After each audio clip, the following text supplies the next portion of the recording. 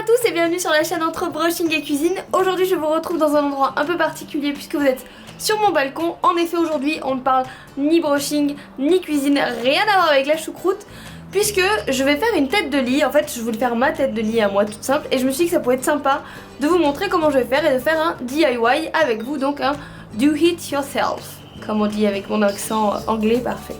Je vous laisse avec la vidéo, j'espère qu'elle va vous plaire. Je ne sais pas du tout si je vais la poster parce que je ne sais pas du tout si ça rendra bien. En tout cas, je l'espère. Je vous dis à très vite pour une prochaine vidéo. Pour ma tête de lit, j'ai acheté des planches de bois brutes qui s'emboîtent les unes aux autres. Donc c'est des planches de bois pour les murs. J'avais également à la maison déjà quelques outils, j'en ai emprunté à des amis. J'ai acheté de la peinture et des effets et le total m'a coûté à peu près 60 €.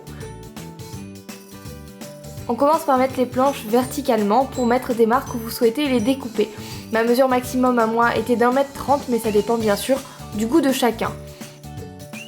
Je m'attaque à la découpe et pour tout vous avouer au début c'était un peu compliqué, mais j'ai facilement pris le coup de main.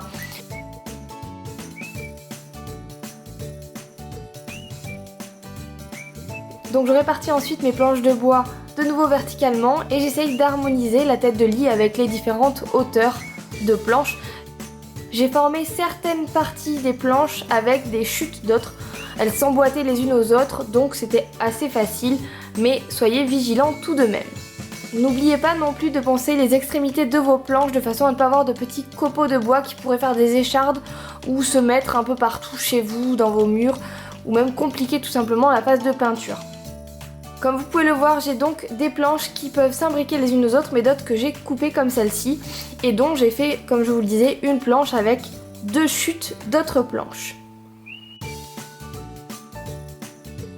Donc déposez vos planches avec le côté où vous allez peindre face contre terre, mettez-les contre un mur de façon à ce que le bout en fait de vos planches qui touchera tout simplement votre plancher soit bien droit et bien aligné, et mettez votre tasseau en haut et en bas sur toutes vos planches et commencez à le pointer. Soyez vigilant avec votre pointe, il ne faut pas qu'elle dépasse de l'autre côté là où vous allez peindre. N'hésitez pas à mettre autant de pointes que vous le voulez, vous pouvez même mettre tout simplement de la colle ni clou ni vis qu'on trouve également en magasin de bricolage. Hey, je vous retrouve pour la deuxième partie. Du coup on passe à la peinture maintenant, on est un jour nouveau. Il fait moche, il fait gris, c'est la déprime, mais c'est pas grave, on va se mettre à la peinture. Du coup, je vous dis à de suite. Pour la peinture, j'ai utilisé une première base mat gris clair qui recouvrira l'ensemble de mes planches brutes. Pas besoin de sous-couche puisque mes planches sont déjà brutes, ça évite des frais supplémentaires. Et également, le temps de séchage sera plus rapide puisque je n'ai pas deux couches de peinture à faire sécher.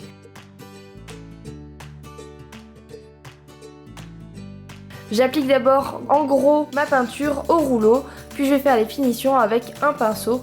Donc n'oubliez pas de bien peindre entre les planches, sur le dessus également. En gros, peignez bien tout ce qui va se voir. Donc l'arrière ce n'est pas très grave, vous pouvez même éviter si vous le souhaitez de peindre jusqu'en bas des planches, puisque de toute façon elles seront cachées par votre lit.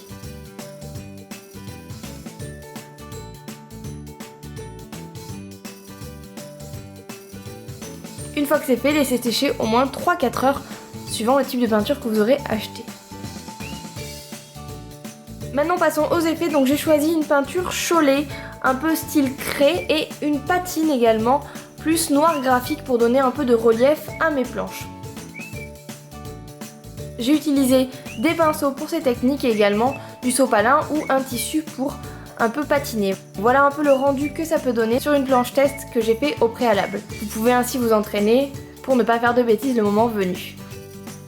Maintenant pour les effets, n'hésitez pas à laisser parler votre sens artistique et allez-y, donnez-vous-y à cœur joie. Franchement, j'ai pas de conseils particuliers, je vous montre moi mes techniques ou en tout cas la tête de lit que j'ai souhaité faire. Allez-y quand même à tâtons au fur et à mesure et donnez les effets que vous aimez à votre tête de lit.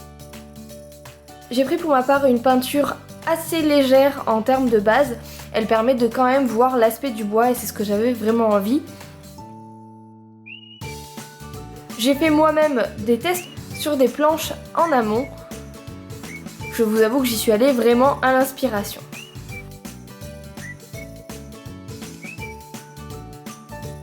J'essaye d'alterner des effets noirs et des effets blancs. J'ai aussi mixé les deux pour voir un peu ce que ça donnait et finalement le rendu me plaisait.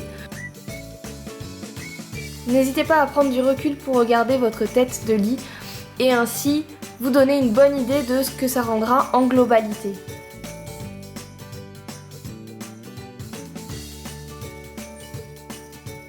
Si jamais vous trouvez vraiment que vous vous êtes trompé, n'hésitez pas à passer un bon coup d'éponge et après à repeindre tout simplement par-dessus avec votre première base.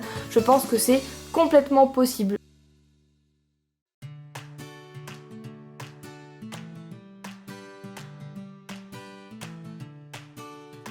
Voici une photo de la tête de lit une fois placée sur mon mur. Je vous ai mis les hauteurs auxquelles j'ai coupé chaque planche pour vous donner un aperçu. Et voici le rendu final dans ma chambre.